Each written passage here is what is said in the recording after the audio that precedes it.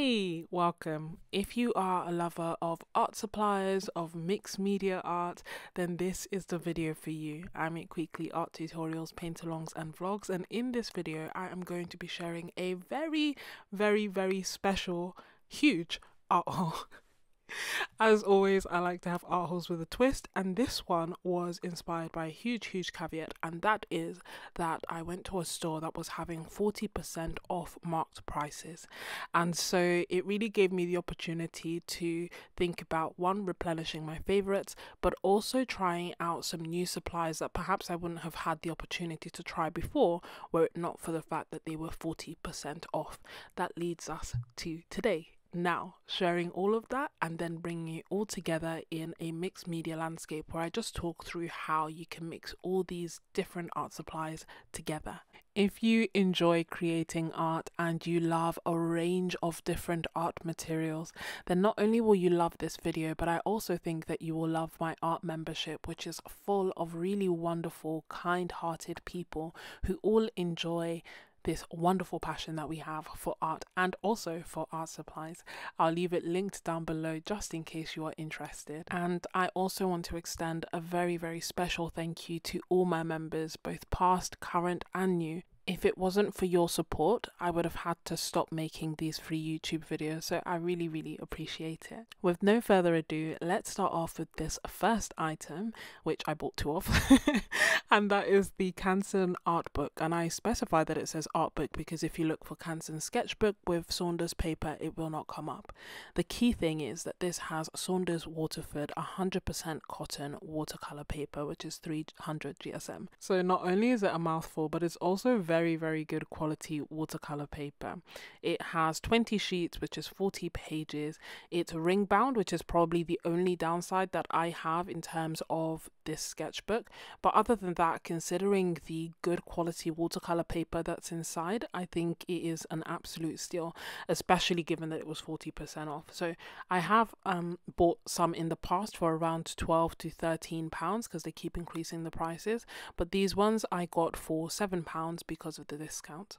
Next, I went to one of my favorite sections, which it was watercolors, of course, and I decided to stock up on some Daniel Smith watercolors.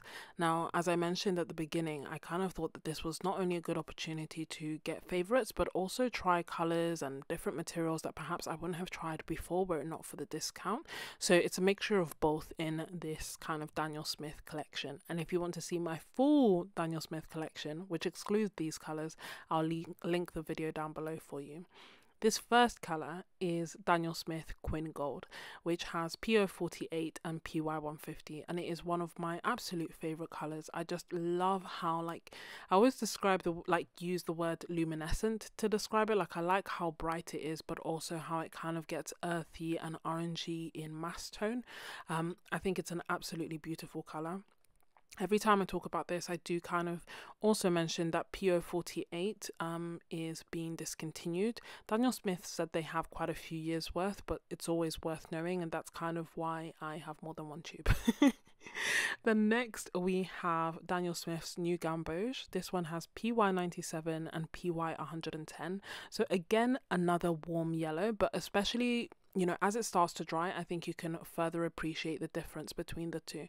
This almost looks like what I would expect an Indian yellow to kind of look like, and it is a little bit more orange than the Daniel Smith Quin Gold, and it also doesn't have that much of a variation. So I kind of feel like with the Daniel Smith Quin Gold, you can kind of see it orangey than yellow, whereas this is uniformly the same color. Both beautiful, both kind of give me autumn vibes, and I really enjoy them.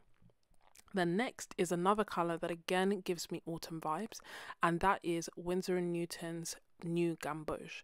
So this was a colour that's different for me, and in honesty, I was just curious. I wanted to know what's the difference between Daniel Smith's version and Winsor & Newton's version. It's a professional one. I don't tend to have that many Winsor & Newton professional colours. It's not really, I don't know, I just don't feel like I've got that many colours of theirs, so I thought, why not? In terms of looking at the two hues, they're completely different. So the Winsor & Newton one has PY150 and PR209, and it looks more like I don't know, I kind of see the PY150, which is the nickel as a yellow, kind of shining through a little bit more. And again, with all of these, you'll be able to better appreciate the difference once they dry.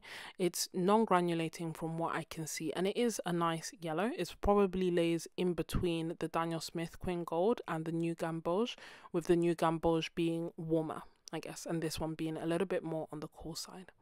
Then next we have Daniel Smith's Rich Green Gold, and this is PY129. As a heads up, Daniel Smith has a color called Green Gold, which you would expect to be PY129 as it is normally in other brands, but for reasons unknown it is not. So that's why I decided to actually get the Rich Green Gold, which is the PY129. The other version, the Green Gold, has multiple pigments. This is just one pigment. I love how kind of olivey it is, and I kind of like, where possible, if I'm going to be using a color for its mixing abilities, if I can get it to be one pigment max two, then I prefer it, because I kind of feel like I have a bit more control of the mixes that I can get from it. So that's why I got that color. And then this beautiful moody green is Daniel Smith's Purling Green, which is PBK31. I love moody colors on a whole. I love greens on a whole. So this was another color that I was very much tempted by. I had tried it before, but I thought that this would be a good opportunity to get it as well. In true fashion, I got a whole bunch of blues next, which I'm going to be sharing, and also like greeny blues to come. So this color is Daniel Smith's Ultramarine Turquoise, which is PB29 with PG7. So ultramarine blue, amount of granulation that I had noted, but perhaps if I added more water I would be able to get more. And the reason that I say that and suspect that is because it has that ultramarine blue inside it. Soon see that I got carried away with all the colors that I got. And next we have Daniel Smith's Phthalo Turquoise, which is PB15 and PG36. This is actually a color that I've added to one of my favorites palettes, just because I think when I opened it overspilt, but I have really been enjoying using it. I find that I can get some really lovely colors. It gets nice and dark in mass tone, but then I'm also able to like mix it with yellows to get this kind of almost a color that almost resembles like malachite, like just a really light tealy kind of color as opposed to turquoisey kind of color. I can also get some really potent, this is Daniel Smith's Amazonite Genuine, which is a Primatech color, and it's actually a color that a lot of you recommended in my past video where I swatched out the Daniel Smith colors. So yeah, so I was tempted. I wanted to know, you know, what was it about this color that you guys enjoy so much.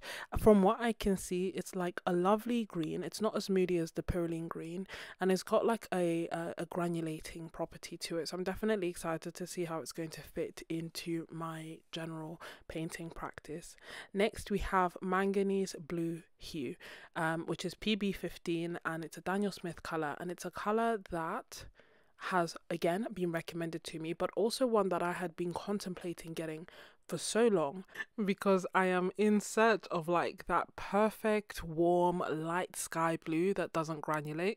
So essentially in my head what I use cobalt teal for, but I want something that's a little bit more bluey and doesn't granulate. So I'm hoping, and I think that Manganese Blue is actually that color for me, which is PB15. And also Roman Schmall has like sky blue, which is PB15 with a white, I believe, and is that color anyway, but you know, I was in search of it anyway. Then this is Daniel Smith's Mayan Blue Genuine, which is such a unique, beautiful hue. I do prefer the darker version, however they didn't have it and it was 40% off, and I will never be able to get it that cheap again, so why not? Then next we have an oldie but a goodie, and that is Daniel Smith's Cobalt Teal Blue, which is PG50, and this is usually what I use for my skies, but it is a teal and it is like a little bit more cooler leaning. It's a color that I very much love in gouache, but I kind of feel like in watercolors, especially for my skies, I want something a little bit warmer, which is why I'm so excited to finally have the Manganese Blue hue to be able to use that as well. And then this I can reserve for EB36, and it's so interesting, isn't it, to see that colors can have all these different names. They can all be, you know, similar hues, be called turquoise, but they all just vary so much. So as you can see, I bought an ultramarine turquoise, a phthalo turquoise, and a cobalt turquoise, and they are similar, yes, but they also are very different. Next we have Daniel Smith's Sodalite Genuine, which is a Primatech color. This color was recommended initially by 2 of my members as their favorite color and their suggestion for the palette that we curated together as a membership, and it is such a wonderful color, a favorite for a very good reason. It can make some really beautiful granulating mixes. It's kind of a granulating blue leaning grey, and I found it to be a great color to add in mixes to either make them granulate, but also to just make darker versions of those colors without making them muddy, if that makes sense. So I've used them a lot in landscapes as well, and I just feel like it has a really nice organic texture to it. Next I have Daniel Smith's Lunar Blue, which is made up of PB15 and PBK11. It's a color that again was recommended by many and I have used and loved before as well. It's a granulating color that has specks of black but also has that bright phthalo blue poking through, so again really lovely. I got Daniel Smith's Quin Rose, which is PV19 and is one of my favorite colors. It's a color that I've had for a very long time and was featured in one of my first Daniel Smith palettes as well. I just love kind of bright pink magenta-y colors, and this kind of reminds me of what would normally be called a Quin Magenta.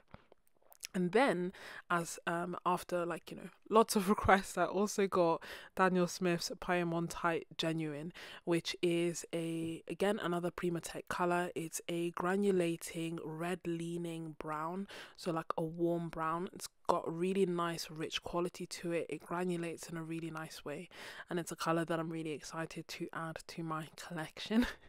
I feel like those of you who have watched my Daniel Smith video and are watching this one are still going to think like, oh my gosh, we told you need to get reds and you didn't really get that many reds. In my defense, I made the video before I got all your recommendations.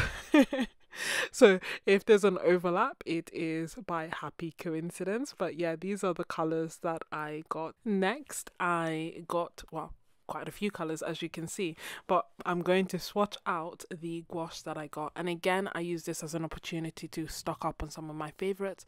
So I got these Winsor & Newton gouache colors, first one being lemon yellow.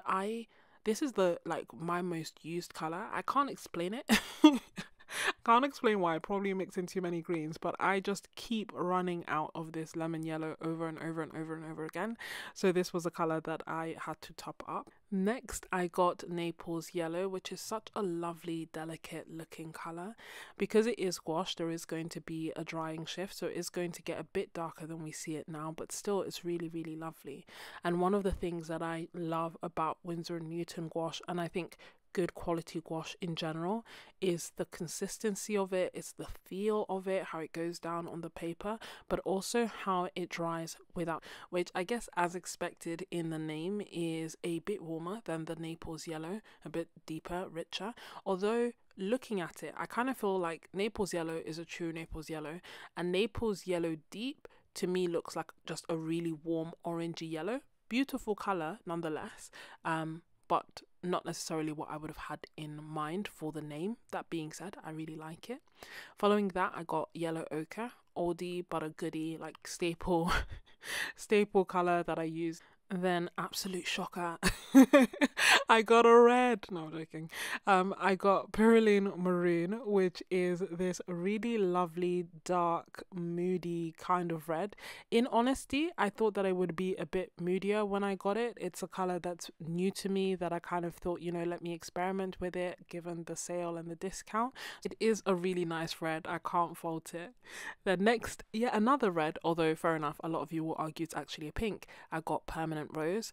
Again, another color that I have before, so this is replenishing a color that I love, that I use, that is normally more expensive. I've made a video highlighting all the Winsor & Newton colors that I have, and also the system that I kind of used to understand and to see where I had gaps and if I had gaps. I definitely recommend checking out that video after this one if you are interested in gouache, but especially if you're specifically interested in Winsor & Newton gouache, and in general just knowing how I assess the different colors. In doing that analysis and looking at the colors that I have and their light fastness and comparing them to price, I kind of found that Permanent Rose is actually one of the few reds that is actually light fast. So if that's important to you, then that's something worth considering. And I feel like in general, reds that are light fast are harder to find, whereas the yellows that are light fast I could find at a cheaper range.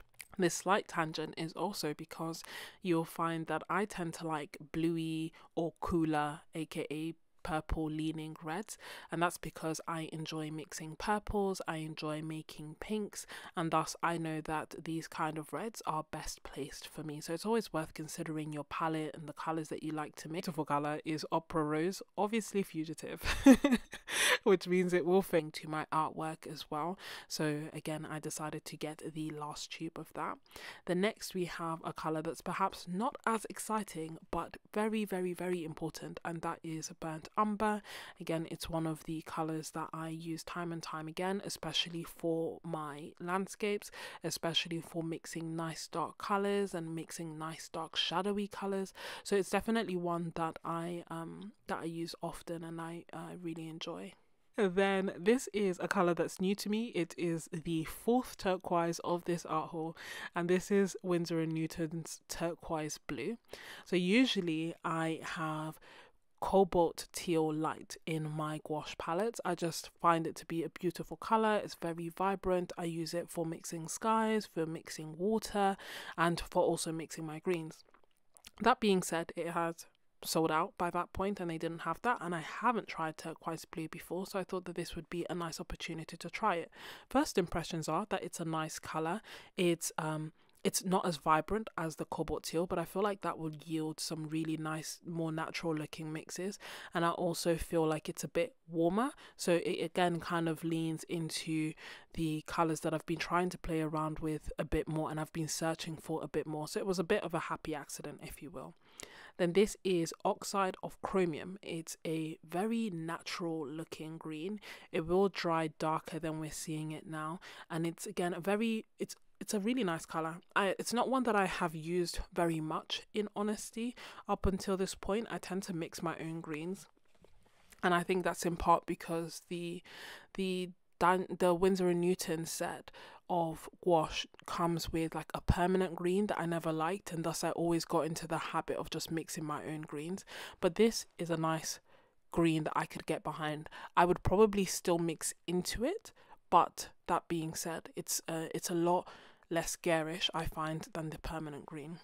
Then this beauty this absolute beautiful blue is Prussian Blue by Winsor & Newton. I have such a love-hate relationship with it. I keep going back to it because I love the way it looks and I love the mixes that I get with it, and I just love how it feels initially fresh out of the tube. The love-hate relationship comes from the fact that once it dries, it just crumbles, it just falls apart. I've tried adding like blending medium to make it, which makes it a bit better, but not significantly so. So we keep going back and forth, but I keep getting it because ultimately I love the color. So what can you do? And then next, I got some Tombos. Can you believe that it's been so long and I haven't tried them yet? So for those of you who don't know, they are water-soluble markers, which if you add water, they will reactivate and you'll be able to blend them out. I got a number of them, just a few colors that I wanted to kind of experiment with. So this is color 55. Then I got color 26, which is like a nice natural brown looking color. I got 912, which is like a coral. 133 was a super bright, pretty green. Then 243, which is almost like Caran d'Ache's Neo Color 2's Jade Green, which is a color that I really like adding little splashes and details of. It's a color I don't normally see in nature, but I kind of like hinting at it, if that makes sense. Then I got 98, which is almost like what I would expect a cross between raw umber and an olivey green to be.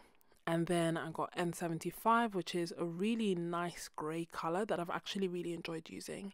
533 is a lovely delicate blue, and then we have 565, which is it's a purple. I was looking at it closer to, well, I don't know, it's a bluey purple. It's a color that looks blue and then you add water to it and it looks like a warm purpley blue. That, we'll leave it at that, purpley blue.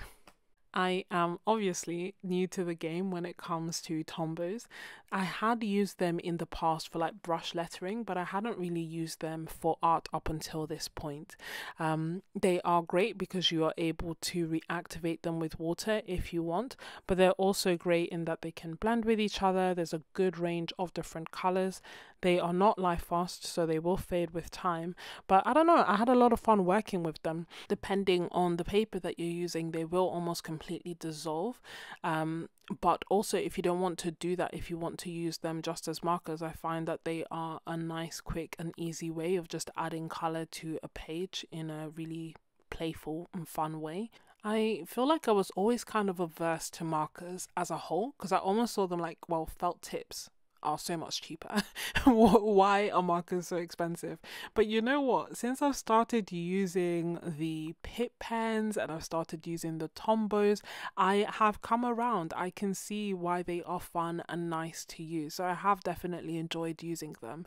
They do have two ends, one being like a felt tip nib and the other one being a brush nib.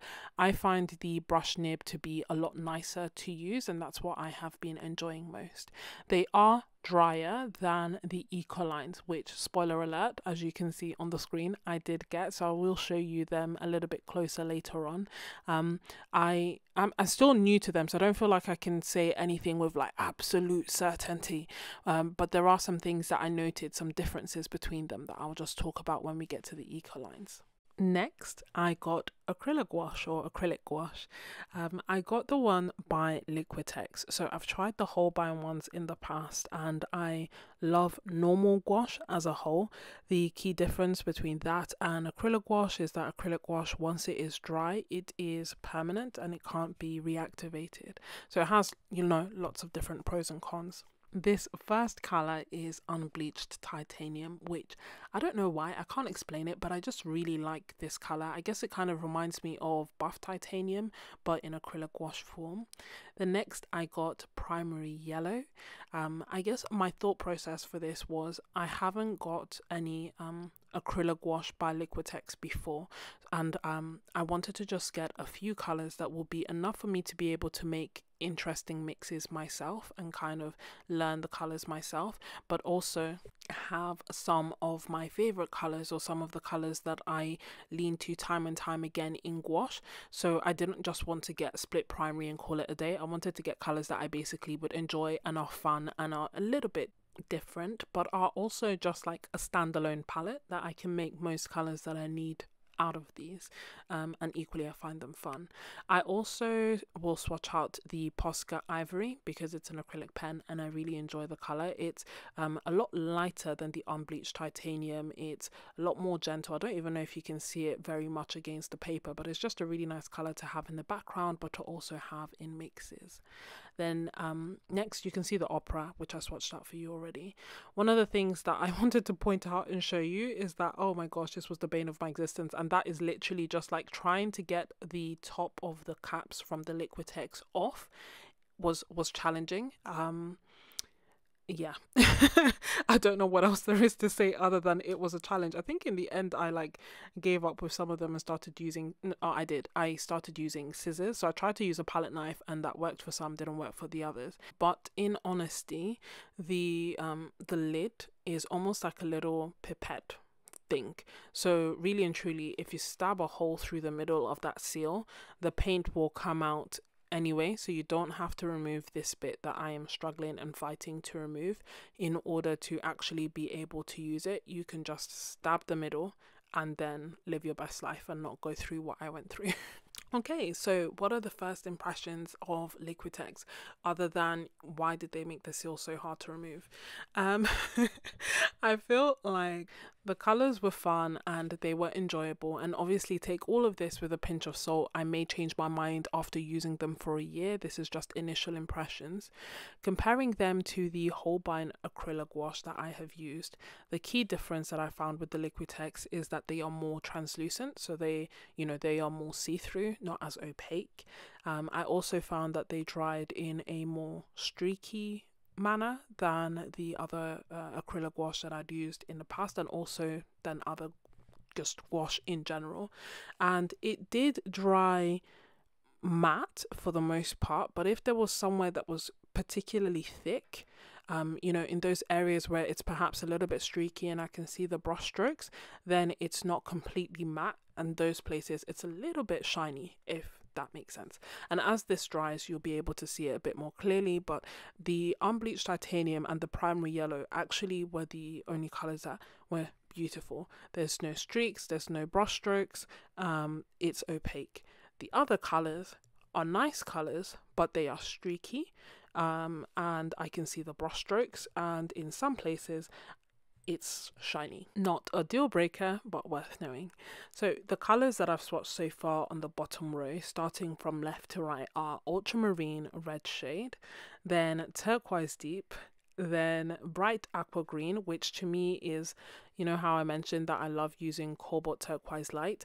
This is the equivalent of cobalt turquoise light for me. And then the final color that I'm swatching out is quin magenta.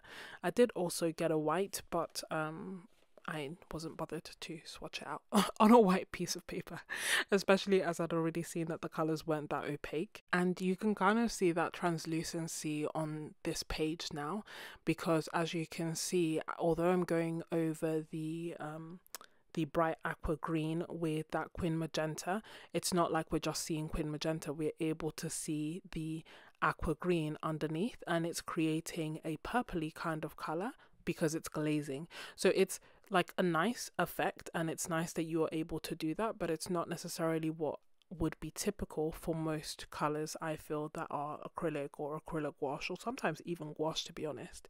But that being said, once you know that it does that, you're like, okay, this is a cool effect that I can get from using these paints, and I can glaze with these paints and have fun with it. Next, I got some Poscas. Now, I was so excited to discover that Posca, which are, make acrylic markers that we know and love, that they also have a brush nib, because I enjoy brushes. I kind of feel like brush nibs as a whole give the feeling of almost like painting with your art supplies. So I was really excited about it. The reason that I'm kind of saying that in past tense is that since getting them, I haven't personally had any issues with them, but they are relatively new. However, I've got feedback from other members and other artists that actually they can sometimes be quite problematic, in that they either clog up or they drop a significant amount of paint in one go, or that they just dry out, and even if you try to add them to water, it doesn't quite work out. So the feedback that I have got from people using them hasn't actually been that positive. If you have feedback that's different to that, by all means, please feel free to let me know. I, so far, I'm enjoying them. I love being able to get a variation of line widths, but I've almost got that feedback in the back of my head, so I am kind of wary that, maybe I should try and use them as quickly as possible and just finish the paint out in like a month or two, so that they don't really have time to dry out on me or to give me any issues or cause me any grief. I got a number of different colours, the first one being black, of course. Then I got a blue, I got this bright, almost like opera pink, as a surprise to no one but me. And then I also got the white. The white, I will say, so I've got a number of different Poscas. I have the Posca, which is PC1MR, which is a fine liner Posca, which I really enjoy for adding extra white details. It's very opaque, it's nice, it's pinpoint at a 0.7mm nib. If what I'm saying is not making sense to you, don't worry about it. Basically what I'm saying is that the Poscas which have paint in them also have a thin pen version, where I can get some really nice opaque white lines with them. But the reason that I'm mentioning this is because with their brush pen, the white version, it's not opaque, so it's actually quite translucent. So when I put it over paint, or when I put it over the paintings, it then kind of faded quite a lot, which is different from my experience with other Posca pens. So again, something worth noting, that actually the white wasn't as opaque, it kind of faded. The way that I got around that, or the way that I found it then fit my art practice, because I've got it now, there's no going back, was using it for details. Like if I'm doing a C, for example, if I'm doing certain details, areas that I don't want them to be completely opaque, or I want a variation of opacity. So for example, with water, I don't want it to all be completely stark white. It's nice to sometimes have some of that green or some of that blue poking through underneath. Then I would use it. So if I was doing like waterfalls, I would use it for dry brush effect, for example. So I'm making the most of all the supplies that I've got, is what I'm saying. Then here I got some acrylic inks. So this whole page is basically dedicated to the colors that won't reactivate with water. This is Rani Blue, which is a beautiful, stunning blue. Then I also got turquoise, oldie but a goodie, and then I also got Imit Gold, which is basically imitation gold, and it's just chef's kiss, beautiful and opaque. You can't fully see it or appreciate it here in this swatch. I think it really just shines when you use it, you know, on top of other colors or in addition to other colors, but still it's really, really lovely.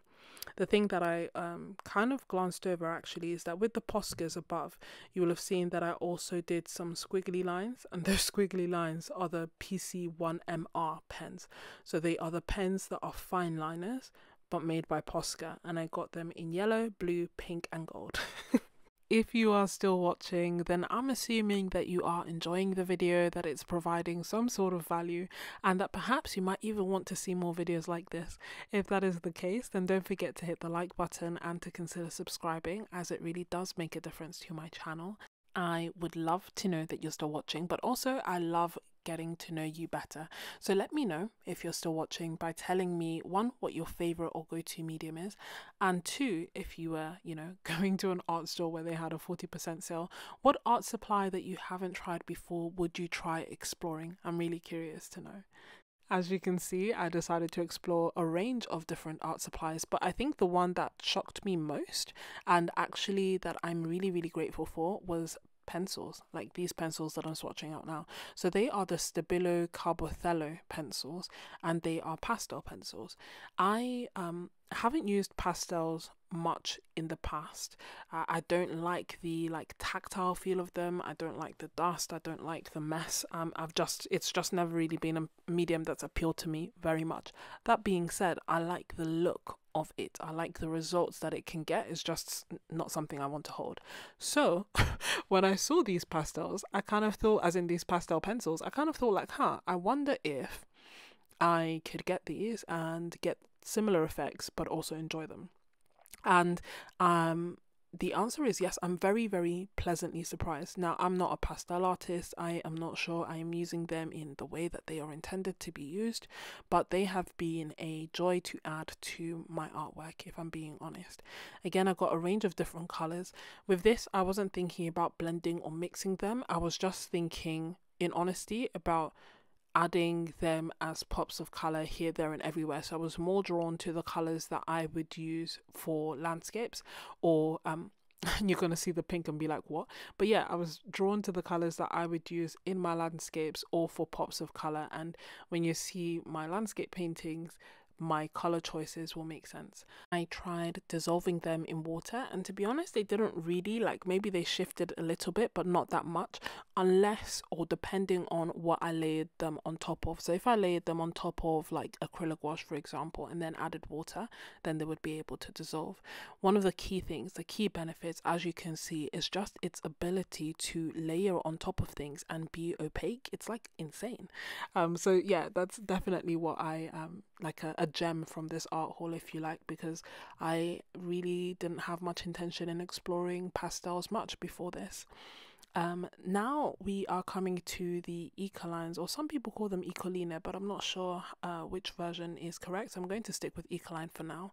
But again, they are essentially water soluble markers similar to the Tombos.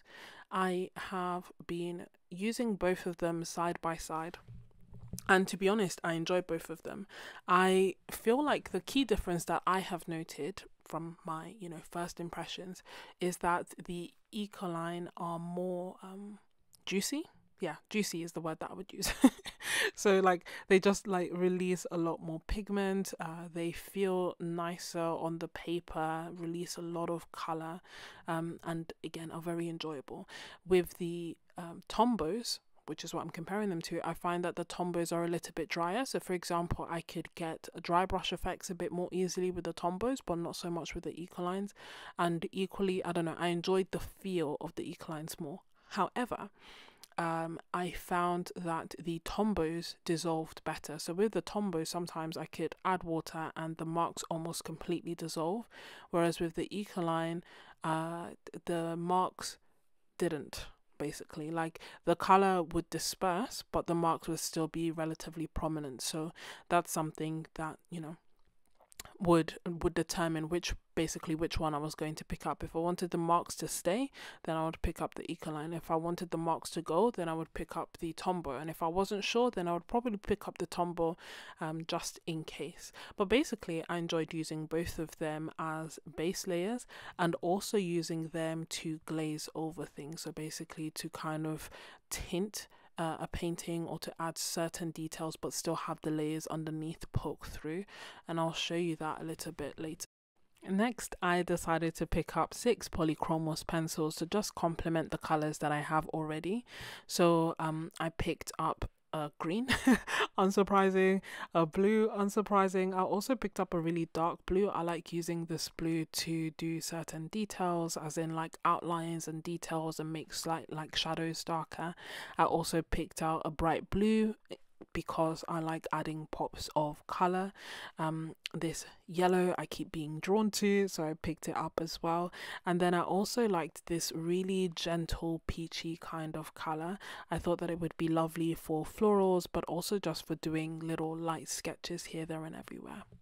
I think that we can learn so much from doing swatches in terms of seeing the color and getting some ideas about the properties, but then you learn even more by creating artwork. And I think that sometimes there's a little fun step in between that you can do, and that's basically the page that I'm doing here, where every so often, if I had excess paint or if I was curious about something, I would just swatch on this piece of paper to just have the color down and get to explore and see how things are, and also quite importantly see how things work together. There wasn't much thought to it initially. It was literally just putting the colors down, but then one experiment led to another. I will mention my key observations in the boxes just so that you don't miss them in case I go in tangents. But one observation was obviously that Poscas just went over everything. They were nice and opaque apart from the white brush Posca. I find Poscas to be reliable supplies to use in like final details, because I know that they will go over almost anything and cover almost anything that I want to be covered. It is possible to layer on top of them, but I wouldn't say easy to do so, because I guess because they're acrylic, they almost have this sheen or resistance to it. With the Ecoline brush pens, as you can see here, the marks remain, but you are able to dissolve the colors. The next here, what I'm demonstrating is glazing, so actually being able to go on top of certain colors and change the way that they look, because they have almost like a layer on top of it that you're creating. Here are the Carbothello pastel pencils. I was just amazed by the fact that I was able to get such opacity with them.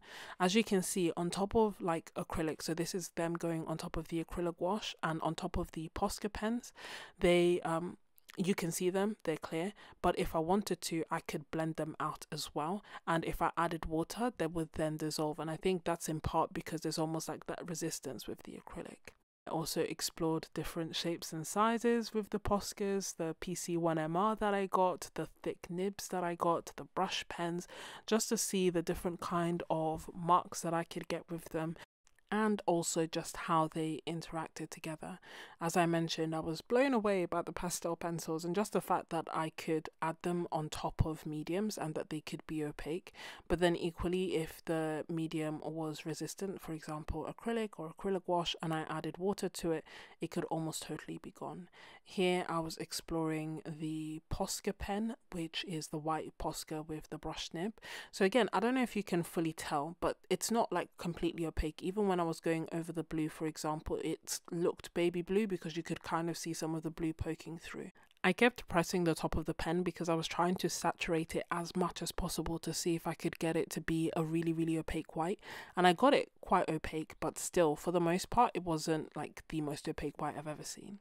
Next I added the Liquitex acrylic gouache, so I added the yellow and the opera pink, and as you can see the layers underneath it because they are not that opaque. So again, it kind of gives this glazing kind of effect where you can see the layers underneath, which is great if that's the effect that you're going for, but not so great if you are hoping to get something that's completely opaque that just gets you a smooth color that doesn't show anything underneath. Then here, this is opaque. This is what I would have thought it would be like, and this is essentially the De La Raleigh acrylic ink, which again, as you can see, is just completely opaque. Here I'm adding it over some slightly wet paint, so it changes slightly, but this is what I hope is coming across is that there isn't necessarily a clear rhyme or reason to how I'm doing this page.